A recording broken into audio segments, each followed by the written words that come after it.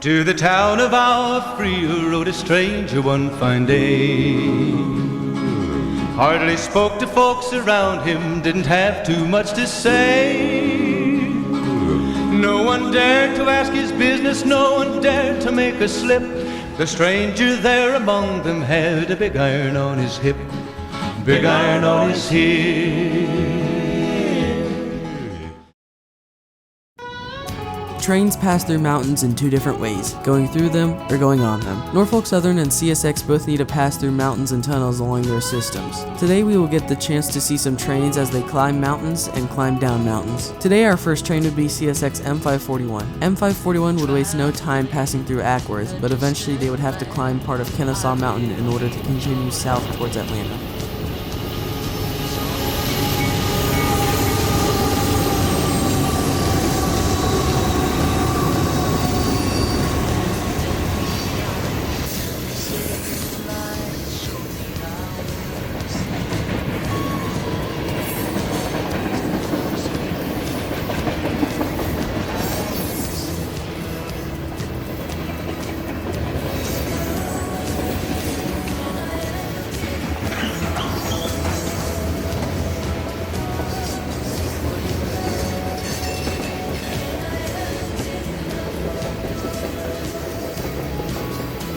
With M541 now out of the way, we push north towards Cartersville. Cartersville is where the tracks split off, the one on the right going towards Etowah, Tennessee. The one going straight continues north towards Chattanooga, Tennessee, and the one going left continues towards Cedartown, Georgia. Our first pit stop would be just south of Cartersville at a control point known as CP River, where we would see CSX I-154 as they make their way north towards Chattanooga, Tennessee.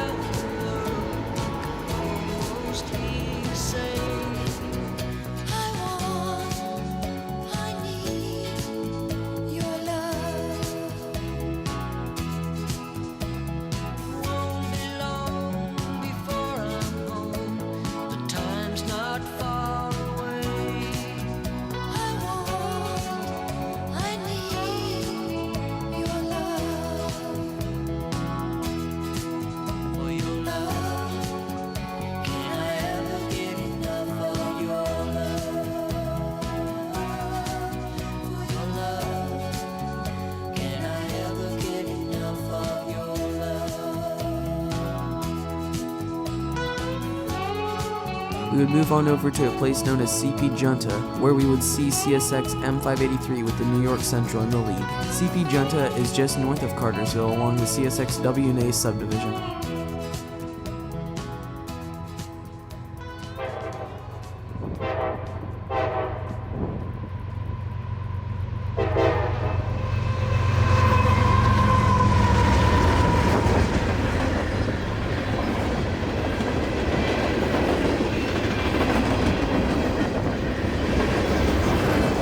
After M583 would pass, we got word of a rock train heading south behind them coming off the Etowah sub. We went south to CP River again so we could get them there.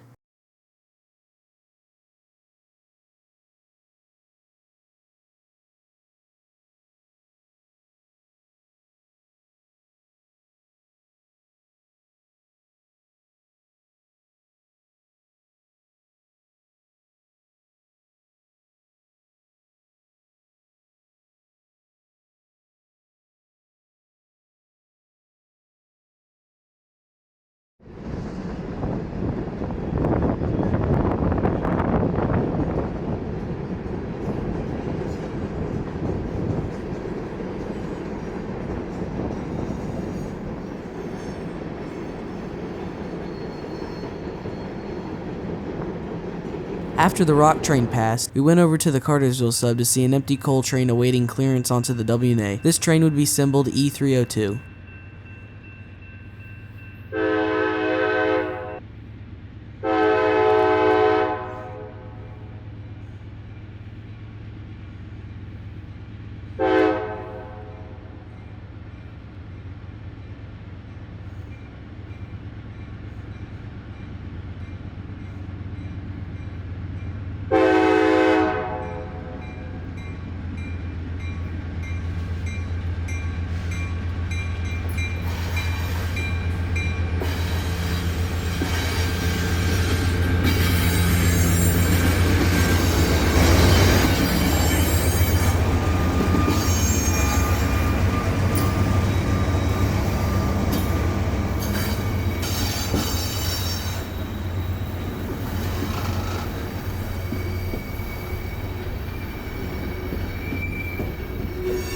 Once the head end would pass, we would race on over to Kingston, just barely making it there in time.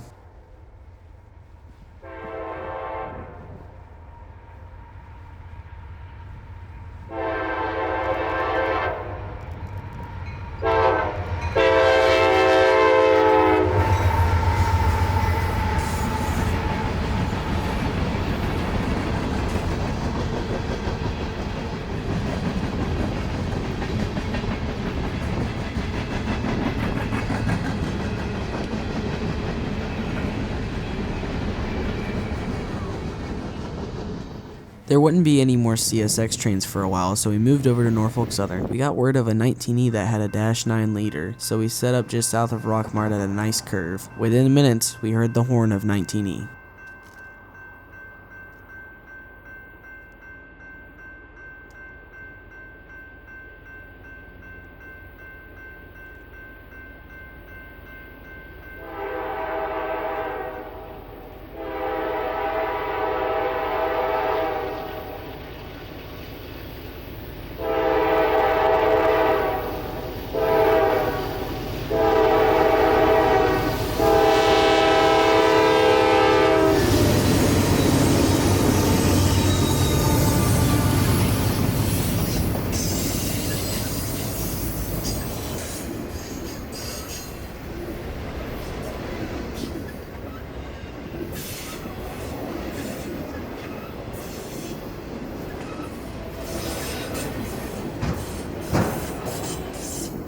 Following behind 19E would be NS 29A.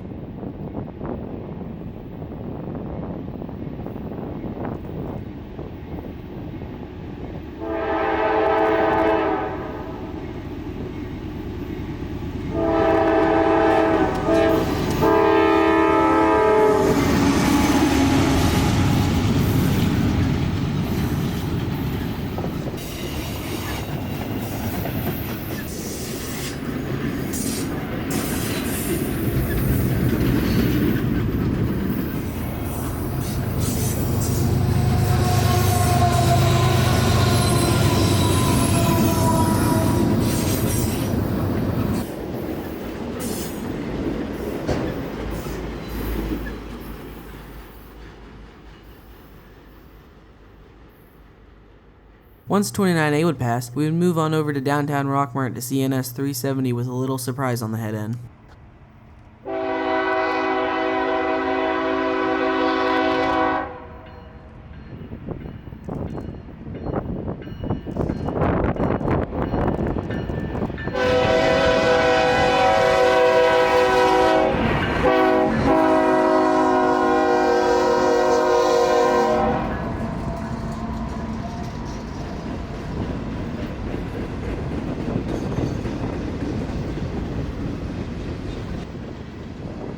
Here are some empty welded rail cars. In the last video I covered what a loaded one looks like. If you're interested, click the link in the top right hand corner.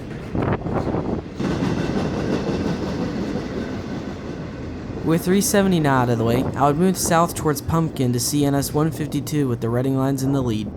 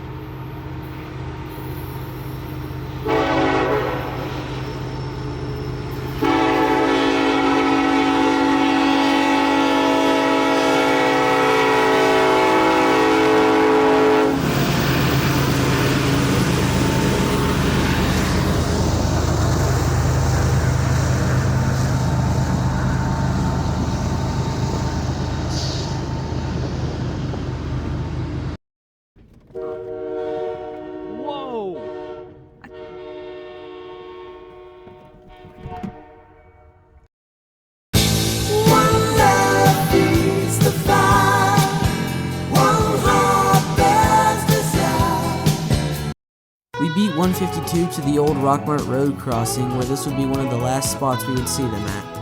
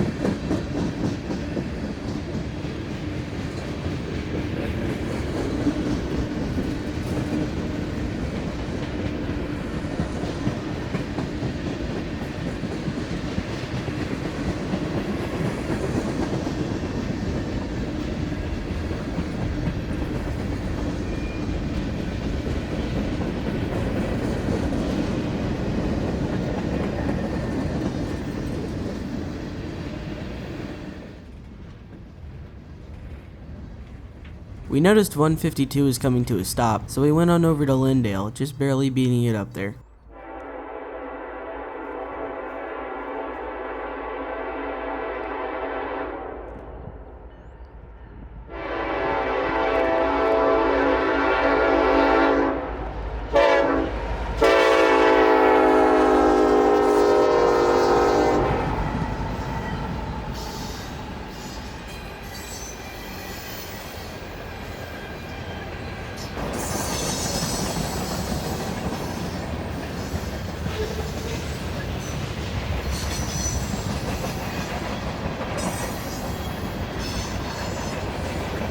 On the way home, we got word of an NS 368 heading north, so that would be the last train of the day that we would see.